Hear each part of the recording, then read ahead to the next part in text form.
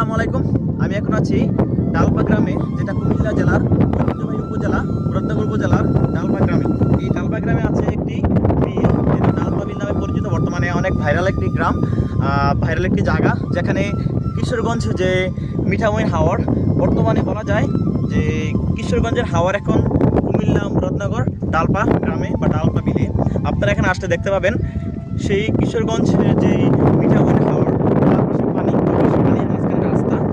পাকা রাস্তাও আছে এবং কাঁচা রাস্তাও আছে। ইয়ে দেখেন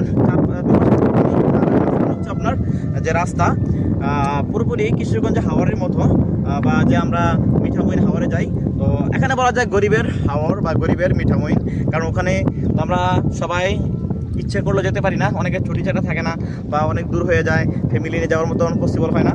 তো এখানে সবাই চান যে না, আমরা মুরাদনগরে যারা আছি কুমিল্লার মধ্যে এমন একটি মিঠামইন যেই হাওর আছে, সেই হাওরে ঘোরার মতো একটি স্পেস চান বা প্লেস চান, অবশ্যই এখানে আসতে পারেন। মুরাদনগর থানা, কুমিল্লা জেলা মুরাদনগর থানা, ডালপা গ্রাম। তো কীভাবে আসবেন? প্রথমে কুমিল্লা কোম্পানিগঞ্জ থেকে বা কুমিল্লা সরাসরি যে সুগন্ধা বাস, তারপরে হচ্ছে আপনার ফারহানা, জনতা, এই আপনারা আসবেন সুগন্ধা বাসে, নিউ সুগন্ধা বাসে চলে আসবেন মাধবপুর নামক গ্রামে, মাধবপুর নামক জায়গায়। সেই মাধবপুর থেকে সিএনজি, অটো, রিক্সা নিয়ে চলে আসতে পারবেন। এখানে সম্ভবত 100 টাকা নিবে, চলে আসবেন এই ডালপা যে বিল, ডালপা বিল, অথবা যে ডালপার যে এখানে মিঠামইন হাওরের মতন। দেখেন চারপাশের পরিবেশটা খুবই সুন্দর, খুবই চমৎকার, খুবই ভালো লাগছে।